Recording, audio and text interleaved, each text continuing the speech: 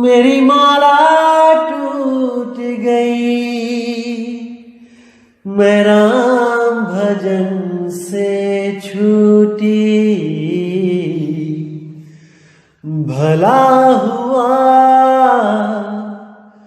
मेरी माला टूट गई, मैं राम भजन से छूटी। मेरे सिर से टली बला, भला हुआ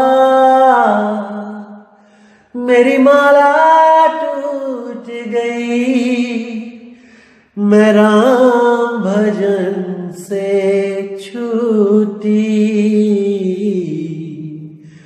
मैं राम भजन से छूटी। नमस्कार मेरे प्यारे भाइयों, मेरे परमात्मा के प्यारे जीव हंसों। मैं बंदी छोड़ से सदा यही अरदास करूंगा कि आप सब मेरे भाइयों का विवेक पहले से ज्यादा और ज्यादा और ज्यादा से ज्यादा बढ़ता ही जाए, और ऐसी कोई चीज ना रहे जो 1% भी आपको भ्रमित कर पाए। मैं यही चाहूंगा कि हर चीज क्रिस्टल क्लियर होती चली जाए, एक एक चीज आप समझ जाओ, ताकि आपको सीधा रास्ता दिखाई देने लग जाए। और जितने भी ये अधूरे गुरु आपको गलत रास्तों पे लेके जाते हैं, उनकी आप परख कर पाओ और हर चीज अच्छी तरह समझ के त्याग सको। जितनी भी गलत साधनाएं आपको दी जा रही हैं, इन सबको त्याग के सही साधना का मार्ग पकड़ो, सही साधना करो, ताकि आपको मोक्ष मिले, मुक्ति मिले, इस भव सागर से हमेशा के लिए पीछा छूट जाए और हमेशा हमेशा के लिए अपने निज नाम, अपने निज स्वरूप में, उस आत्म रूप में स्थित हो जाओ, ताकि दोबारा वापस किसी भी शरीर में ना आना पड़े। क्योंकि हर शरीर दुखों का बंधन है, दुखों की खान है। किसी भी शरीर में आप सुख नहीं भोग सकते। केवल इंसानी जन्म में थोड़े बहुत सुख हैं, वो भी क्षणिक हैं।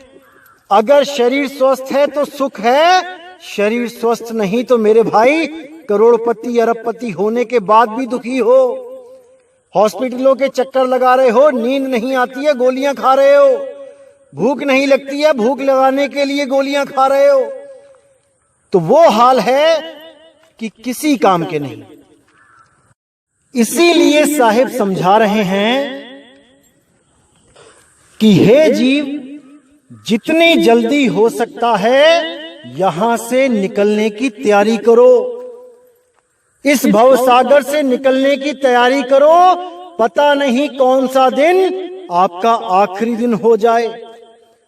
हम तो आस लगा के बैठे होते हैं कि हम 60 साल के होके मरेंगे, 70 साल के होके मरेंगे, लेकिन कुछ नहीं पता भाई, कब कौन सी बीमारी लग जाए, कब बुलावा आ जाए।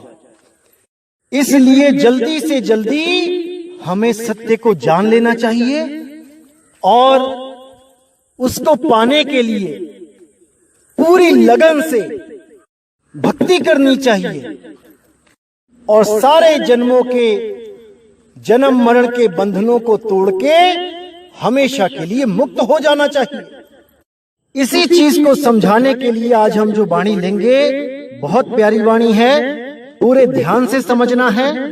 तो क्या कहती है वाणी?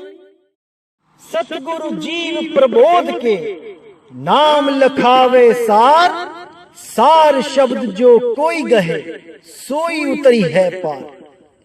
कि सतगुरु जीव को प्रबोध के, उसको परख के, उसको बोध करा के जब नाम लखाते हैं तो सार शब्द लखाते हैं। 52 अक्षरों के शब्द नहीं देते सारी उम्र के लिए जपने के लिए, कि 52 अक्षरों के नाम दे दिए और सारी उम्र जपते रहे। बिल्कुल नहीं। सतगुरु सार शब्द लखाते हैं, 52 छुड़वाते हैं। तो कहते हैं सार शब्द जो कोई गहे सोई उतरी है पार। जो सार शब्द को गुरु के द्वारा ग्रहण करेगा केवल और केवल वही पार हो पाएगा, अन्यथा कोई भी नहीं। ये जितने भी ओ हम सो हम वाले हैं, ये जितने भी ज्योत निरंजन ओंकार आरंकार सोहम सतनाम वाले हैं, ये जितने भी सतपुरुष अकाल मूर्त शब्द स्वरूपी राम वाले हैं, ये जितने भी ओम सोहम सत्य कबीर वाले हैं, ये जितने भी सतगुरु सतनाम वाले हैं, धूधू शब्द वाले हैं, ये सब के सब इसी भवसागर में गोते खाएंगे, क्योंकि इनके पास सार नाम के नाम पे कुछ भी नहीं है, कुछ भी नहीं। बस 52 अक्षर पकड़ा के इस जीव को भ्रमित करके सारी उम्र के लिए उनको 52 से बांध देते हैं। तो साहे कहते हैं भव सागर है अगे में अपारा, तामे बूढ़ गया संसारा। पार लगन को सब कोई धावे, बिना नाम कोई पार न पावे। कि इस भव सागर में जो अगम अपार है, जिस भव सागर में 33 कोट देवी देवता, अनंत भुइयां भवानी, बड़े बड़े ऋषि महर्षि पीर पैगंबर औलिया, ये उस भवसागर को पार नहीं कर पाए। वो अगम अपारा है और उसी भवसागर में सारा संसार डूब रहा है। पार लगन को सब कोई धावे, सब चाहते हैं कि हम पार हो जाएं, हम पार हो जाएं, लेकिन किसके सहारे? कोई विचारों में, अपने विचारों में ही परमात्मा को ढूंढ रहा है, और कोई निर्विचार होके सोचता है कि मुझे सार शब्द मिल गया।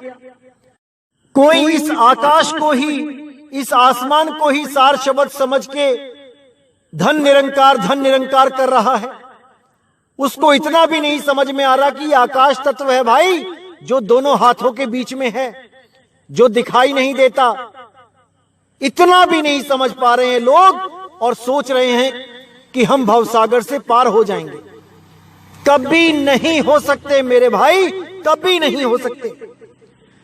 तो आगे कहते हैं बिना नाम कोई पार न पावे, बिना उस सतनाम के, बिना उस सार नाम के कोई पार नहीं हो सकता। लेकिन क्या है वो सतनाम, क्या है वो सार नाम? इसको जाने बिना कोई उसको प्राप्त नहीं कर सकता। अगर उसको लखा भी दिया जाए गुरु के द्वारा और शिष्य विवेकी ना हो, तब भी वो सार नाम प्रकट नहीं हो सकता, क्योंकि उसके लिए विवेक की जरूरत है। और अगर कोई गुरु की परमिशन के बिना किसी को सार नाम लखाता है, बताता है, तब भी मेरे भाई वो जीव कभी पार नहीं हो सकता, क्योंकि आप एक इंसान को मूर्ख बना सकते हो, लेकिन उस सार शब्द परमपिता परमात्मा को मूर्ख नहीं बना सकते। वो कभी मूर्ख नहीं बनाया जा सकता। अगर सोचो कि मैंने किसी को सार शब्द दे दिया, बता दिया, और वो उसकी भक्ति करने लग जाए, सारी उम्र भक्ति करता रहे, तब भी सार शब्द प्रकट नहीं होगा, क्योंकि सार शब्द कोई अनजान नहीं है। सार शब्द जानी जान है। वो सार शब्द ही सतपुरुष है। सार शब्द सतपुरुष कहाया। समझ जाओ मेरे भाई, इसको समझ जाओ। तो आगे कहते हैं यह जग जीव था नहीं पावे, बिना सतगुरु सब गोता खावे। जग जीवों से कहो घुराई, सतगुरु केवट पार लगाई। कि इस जग में ये जीव था नहीं पा सकता, इस जग में इसको दुख ही दुख मिलेगा। एक दिन ये जग को छोड़ना पड़ेगा। लेकिन अपनी आशाएं तृष्णाएं इतनी लगा के बैठ जाते हैं इस दुनिया से कि कोई भी इस शरीर को, इस देश को, इस दुनिया को छोड़ना नहीं चाहता। एक बार पता लग जाए कि हमें ब्लड कैंसर है, पेट में कैंसर है, दिमाग का कैंसर है, या हमारी किडनियां फेल हो गई हैं, या हमें टीबी हो गया, हमें कुछ हो गया, सारी उम्र की जितनी भी कमाई थी सारी लगाने को तैयार हो जाते हैं। कितनी ही मेहनत से बचा बचा के, पेट काट काट के इकट्ठे किए थे जो पैसे, वो सारे डॉक्टर को देने के लिए तैयार हो जाते हैं। ऐसा मोह है इस शरीर से कि कोई भी इस मोह से नहीं बच पाया। तो इसलिए साहिब कह रहे हैं, यह जग जीव थाह नहीं पावे, बिन सतगुरु सब गोता खावे। कि बिना सतगुरु के ये मोह टूट ही नहीं सकता। कोई कितना ही कह ले कि मैंने इंद्रियों को वश कर लिया, मैंने ये कर लिया, मैंने वो कर लिया, जब प्राणों पे बनेगी तो डॉक्टर के पास, हॉस्पिटलों के पास भागा फिरेगा। कोई ऐसा शूरवीर नहीं होगा जो सोचे कि मौत तो आनी ही है, मैं घर पे बैठ के ही मौत का इंतजार करूंगा। कोई ऐसा नहीं है। इसीलिए साहिब कह रहे हैं कि बिन सतगुरु सब गोता खावे, बिना उस सतगुरु सार शब्द, उस शब्द गुरु के सब गोता खाएंगे। जग जीवों से कहो गुहुराई, सतगुरु केवट पार लगाई। कि सब जीवों से गुहराओ, यानी कि बताओ उनको कि सतगुरु केवट हैं जो हमेशा जीवों को पार लगाते हैं। कौन है वो? शब्द गुरु। केवल शब्द गुरु ही वो गुरु है जो सबको पार लगाने में सक्षम है। उसका एक नाम सारी दुनिया को पार कर सकता है। इसीलिए बोला बाबा नानक ने, तेरा एक नाम तारे संसार, मैं एहो आस एहो आधार। कि तेरा एक नाम सारी दुनिया को तार सकता है, और मैं भी उसी एक नाम के आधार पे अपना जीवन लगा के बैठा हूं। और जो भी मुझे कोई मिलता है उसको भी उस एक नाम से जोड़ देता हूं, उस अकह नाम, उस निअक्षर नाम से जोड़ देता हूं। तो आगे कहते हैं, यह जग बूढ़ गयो मझधारा, सतगुरु भगत भये भव पारा। सत्य नाम जो करे पुकारा, जब भव जल उतरेंगे पारा।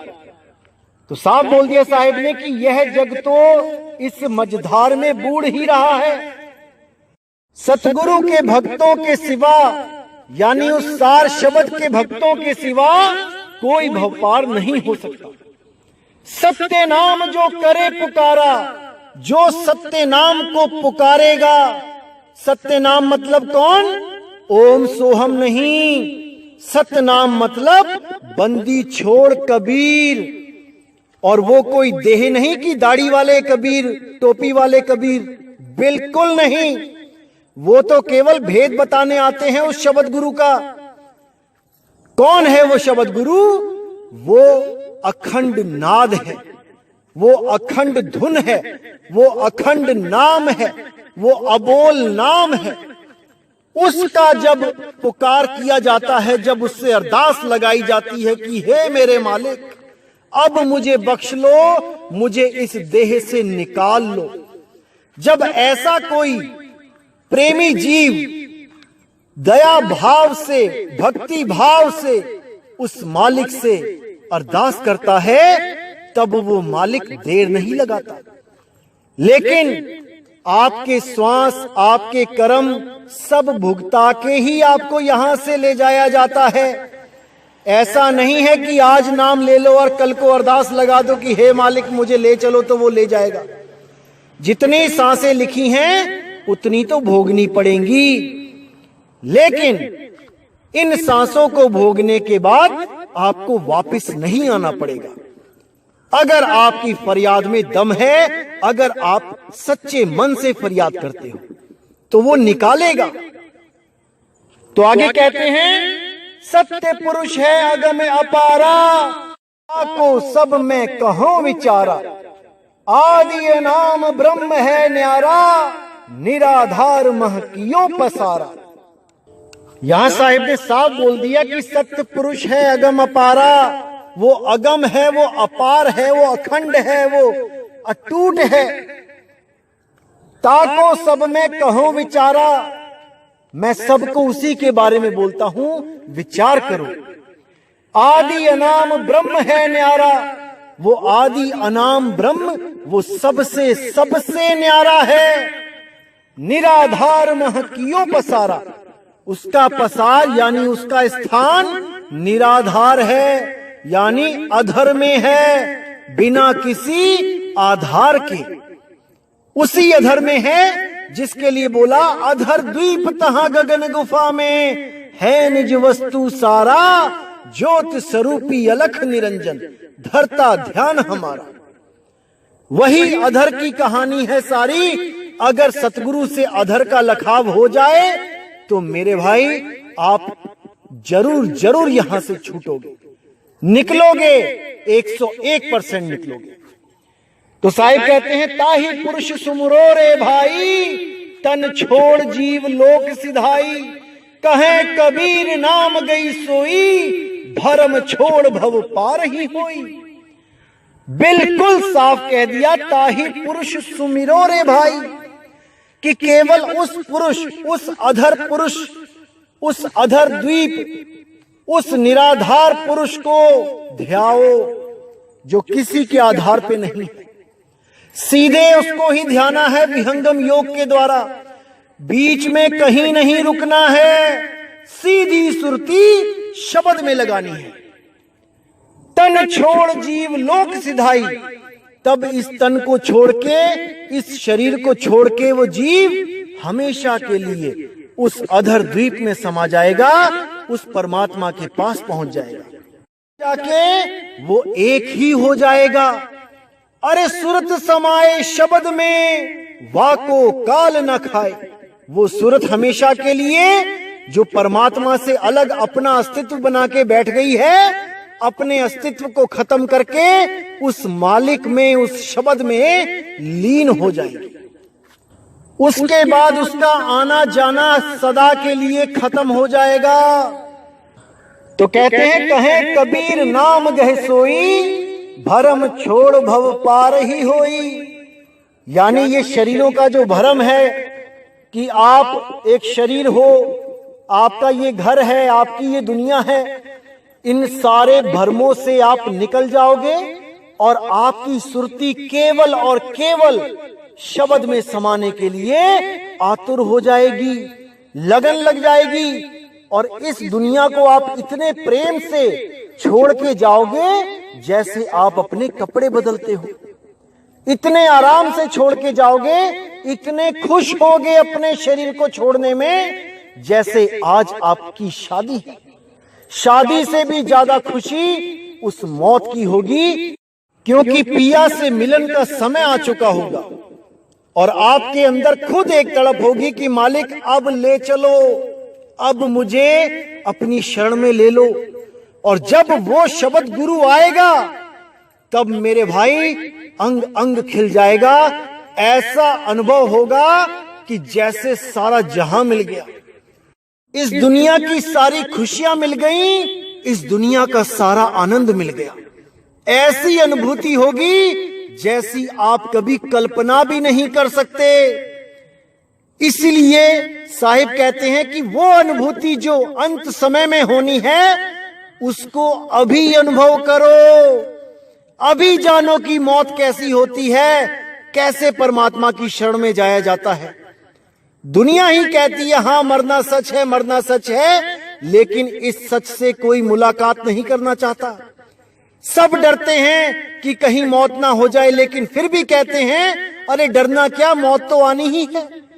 जब मौत आनी ही है फिर डरते क्यों हो? आओ आज ही मौत को गले लगा के देखो कैसी होती है मौत।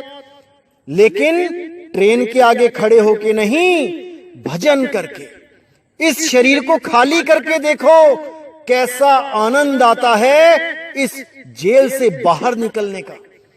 एक कैदी क्या महसूस कर सकता है जेल से बाहर निकलते हुए, इसको आज ही अनुभव करके देखो।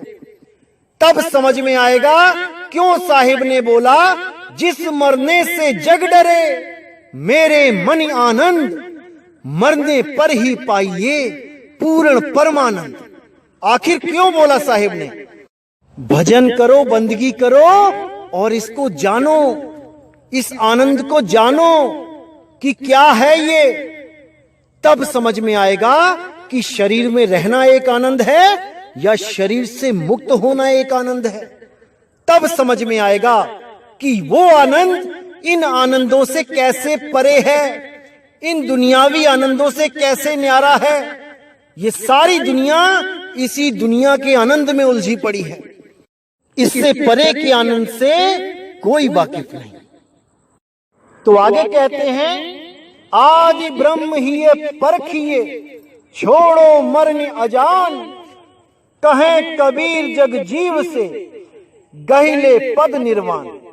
यानी उस आदि ब्रह्म पार ब्रह्म को हृदय में परख लो, समझ लो और छोड़ो मरण अजान। यानी कि जो जीवित वस्तुएं नहीं हैं, जैसे मूर्ति हो गई, कोई तीर्थ हो गया, कोई नदी नाले हो गए, अजान यानी जिसमें जान नहीं है, इन चीजों को छोड़ दो, इनमें आस मत लगाओ और उस सदा सदा जिंदा गुरु, सदा सदा शब्द गुरु में जो अनंत है, जो सदा ही जीवित है और जीवित ही रहेगा, उसमें सुरती को जोड़ो ताकि सुरत भी हमेशा हमेशा के लिए अमर हो जाए। यानी कि बार बार देह के जन्म मरण के बंधन से निकल के सदा सदा के लिए उस सार शब्द में स्थित हो जाए, सदा सदा के लिए। तो कहते कहे कबीर जग जीव से गहले पद निर्वाण, उस निर्वाण पद को ग्रहण कर लो। सब जीवों से बंदी छोड़ बार बार पुकार कर रहे हैं कि अभी समय है, अभी बहुत कुछ हो सकता है, अभी समय है मेरे भाइयों, अभी समय है। एक बार अगर ये समय निकल गया फिर कुछ नहीं हो पाएगा, केवल रोना ही लिखा होगा किस्मत में। इसलिए मेरे भाई, जितना भी समय बचा है वो सब का सब परमात्मा की बंदगी में लगा दो। दुनिया के काम तो चलते ही रहेंगे, होते ही रहेंगे, काम भी करते रहो और उस मालिक का ध्यान भी करते रहो। इन दोनों को अपनी जीवन में, जैसे रेल की पटरियां चलती हैं एक साथ, ऐसे ही इन दोनों को भी अपने जीवन में एक साथ चलाओ, फिर देखो जीवन का क्या आनंद आता है। तो मेरे भाई, पूरा विचार करना है, पूरा विवेक लगाना है और इस मूल ज्ञान को सही से समझना है, तभी इस जीव का कल्याण हो गया, अन्यथा कदापि नहीं हो सकता। तो इस भवसागर के बारे में इतना खुल के हमें बताया बंदी छोड़ने, लेकिन हम इस भवसागर में आते कैसे हैं, हमें यह भी जानना पड़ेगा। अगर हम ये नहीं जान पाते कि हम कैसे आते हैं तो हम बार बार आएंगे। तो इसलिए हमें जानना भी चाहिए कि हम भवसागर में कैसे आते हैं। तो साहिब इसके बारे में क्या कहते हैं, यह सब कहूं परमार्थ काजा, यही पाखंड नर अरुझे बाजा। अक्षर आदि निज नाम सुनाऊं, जरा मरण के भरम मिटाऊं। सोहंग के संग आए संसारा, सो गुरु दीजे मोही उपचारा। ताको भरम जान जो पावा, सो साधु जग में नहीं आवा। अब कितना क्लियर कर दिया साहिब ने यहाँ पे कि यह सब जो मैं बता रहा हूं ये केवल परमार्थ के कारण बता रहा हूं, तुम लोगों का कल्याण हो जाए इसलिए समझा रहा हूं, क्योंकि इसी पाखंड से तुम लोग उलझ गए हो आपस में।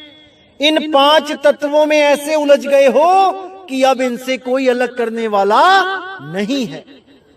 कैसे अलग हो सकते हो, अगर आदि निज नाम जान जाओ, केवल तभी अलग हो सकते हो, नहीं तो इन्हीं 5 तत्वों में उलझ पुलझ के मर जाना है।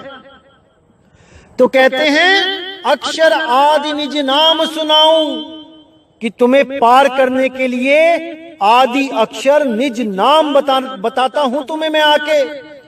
जरा मरण के भरम मिटाऊं, इस आने जाने का जरा मरण का भरम मिटा देता हूं।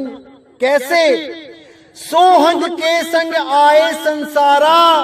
ये जो सुरत है ये सोहंग श्वासों के द्वारा ही संसार में आती है। इन श्वासों के द्वारा ही बंधन में रहती है। एक शरीर से श्वास निकलते हैं और दूसरे शरीर में समा जाते हैं। यही बंधन है। इसी को भव सागर का मूल माना जाता है।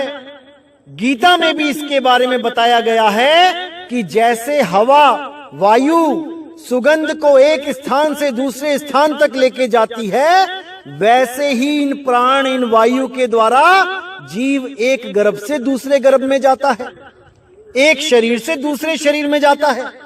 अगर कोई ऐसा सतगुरु मिल जाए जो इस वायु से, इस पवन से, इस सोहंग से अलग कर दे इस सुरत को, तो मेरे भाई ये सोहंग किसी का कुछ नहीं बिगाड़ सकता। ये सोहंग हमेशा हमेशा के लिए खत्म हो जाएगा और आप दोबारा इस संसार में इस सोहंग के द्वारा नहीं आओगे।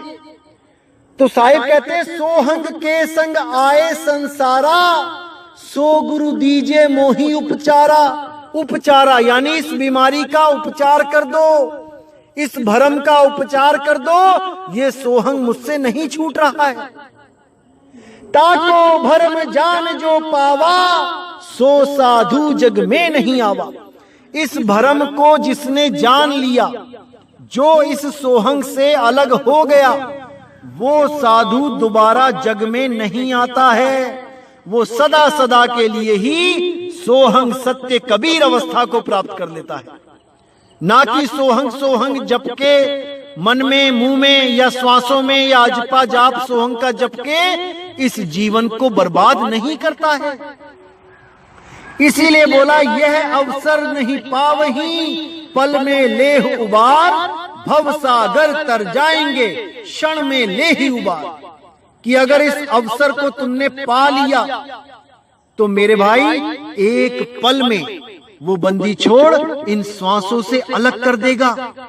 जब भजन करोगे, जब भक्ति करोगे, तब समझ में आएगा कि कैसे सोहंग से अलग हुआ जाता है, इन प्राणों से कैसे अलग हो सकते हैं। अन्यथा इन्हीं में उलझ पुलझ के मर जाना है। तो वही भवसागर पार होंगे, वही भवसागर तर जाएंगे जो उस शब्द गुरु को जान लेंगे, जिसका कभी नाश नहीं होता। अरे ये सोहंग तो कुछ महीनों के लिए है, कुछ सालों के लिए है। ये तो गर्भ में भी नहीं चलता सोहंग। जो मेरा भाई बेचारा 300 रुपए देके आया एक लेडीज डॉक्टर को, मुझे तो हैरानी है उस डॉक्टर पे भी जिसने उससे 300 रुपए ले लिए और केवल ये बताने के कि बच्चा गर्भ में सांस लेता है कि नहीं। तरस तो मुझे दोनों पे ही आ रहे हैं, जिसके 300 रुपए बेचारे के चले गए और जिसने उन 300 रुपए को बिना पेशेंट देखे अपने पास रख लिया। उस डॉक्टर पे भी तरस आ रहा है, उसकी मेंटेलिटी कैसी होगी।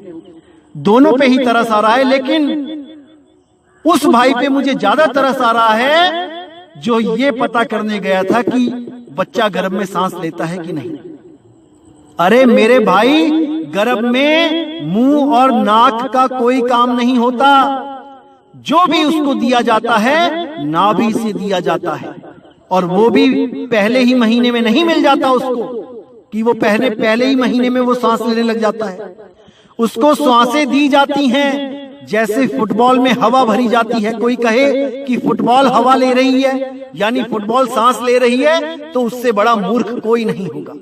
फुटबॉल को सांस दी जा रही है, फुटबॉल को सांसें, वो हवा दी जा रही है। वो पाइप हटा दो, सांस लेके दिखाए। गर्भ में वो पाइप काट दो, बच्चा सांस लेके दिखाए। जो आप दावे के साथ कहते हो कि बच्चा सांस लेता है, लेके दिखाए एक सांस भी। वो गर्भ में नहीं ले सकता, लेकिन उसके शरीर के अंगों को ऑक्सीजन चाहिए होती है सेल डेवलपमेंट के लिए। इसलिए मां के पेट से उस बच्चे की नाभि में एक पाइप लगा दी जाती है ताकि उसको वो ऑक्सीजन मिल पाए, वो खाना पीना मिल पाए, जिससे उसके सेलों की वृद्धि हो और ऑर्गन जनरेट हो सके, ना कि उसको जीवित रहने के लिए सांस दी जा रही है। सांस तो मेरे भाई वो बाहर आके ही लेता है, और ऐसी लेता है कि फिर लेता ही रहता है। इन्हीं श्वासों से अलग करने के लिए बंदी छोड़ आते हैं, और हमेशा हमेशा के लिए उस शब्द के भेद को देके, सुरती को इन सांसों से अलग करके, इन तत्वों से अलग करके उस शब्द में मिला लेते हैं, जिसमें मिलने के बाद आपको सांस की भी जरूरत नहीं रहती। उसके बाद आप असमय के लिए जीवित हो जाते हो, सदा सदा के लिए जीवित हो जाते हो। मौत नाम की कोई चीज नहीं होती, क्योंकि मौत नाम ही सांसों का है, क्योंकि सांसें गिन के मिली हैं। जब सांसें गिन के मिली हैं, तो वो सांसें वो शब्द नहीं हो सकती जो अनंत है, जिसका कोई अंत नहीं। तो मेरे भाई, इन सांसों के जाल से बाहर निकलो और उस शब्द गुरु की पहचान करो, उसको जानो, उसको परखो, उसको प्राप्त करो। तो इसी के साथ मैं आज का सत्संग समाप्त करता हूं, और मैं पूरी उम्मीद करता हूं कि आप सब मेरे भाई अब हर एक एक चीज को समझने लग गए हैं, और पूरा विवेक लगा के एक मालिक के सच्चे हंस बन चुके हैं। और जितने भी ये कालदूत हैं, ये भ्रमित करने वाले लोग हैं जो आपको भ्रमित कर रहे हैं, अब आप इनको भी जवाब देने लायक हो चुके हैं। इनको भी आप समझा सकते हैं कहां पे ये गलती करते हैं, इनको आप सुधार सकते हैं। अभी ये आपका फर्ज बन चुका है, क्योंकि आप भी ज्ञान समझ चुके हैं। जब एक दीप से दूसरा दीप जल जाता है, तो दूसरे दीप का भी फर्ज होता है कि अंधेरे को खत्म करे। ये जितने भी लोग हमारे खिलाफ जो चैनल बनाते हैं, जहां पर भी वो गलत बताते हैं, आप उनको सही करो, उनको समझाओ कहां पे वो गलती कर रहे हैं, तभी तो वो समझेंगे ना मेरे भाई। अगर हम उनसे नाराज होके हम उन्हें गालियां देंगे, हम उन्हें गलत बोलेंगे उनके कमेंट बॉक्स में, तब बात नहीं बनने वाली। उनको प्रेम से समझाओ वो कहां गलती कर रहे हैं, क्योंकि हैं तो वो भी परमात्मा के ही जीव, केवल गुरु धारण ना करने के कारण गलत रास्ते पे निकल गए हैं। उनको समझाना भी हमारा फर्ज है। तो इसीलिए मेरे भाई, बड़े प्रेम से समझाइए, जरूर समझाइए। तो अब मुझे विदा दें। जय गुरु बंदी छोड़ वैराग साहिब, जय गुरु बंदी छोड़ साधु शरण साहिब, जय गुरु बंदी छोड़ मेरे मदन साहिब, मेरे बाबा नानक साहिब, मेरे गुरु अंगद देव साहिब, मेरे रविदास जी महाराज, मेरे पलटू साहिब, मेरे भीखा साहिब, मेरे गरीबदास जी महाराज। जय जय सतगुरु बंदी छोड़ सतगुरु सत्य कबीर साहिब की सदा ही जय हो, सदा ही जय हो। मेरे मालिक की साहिब बंदगी सतनाम।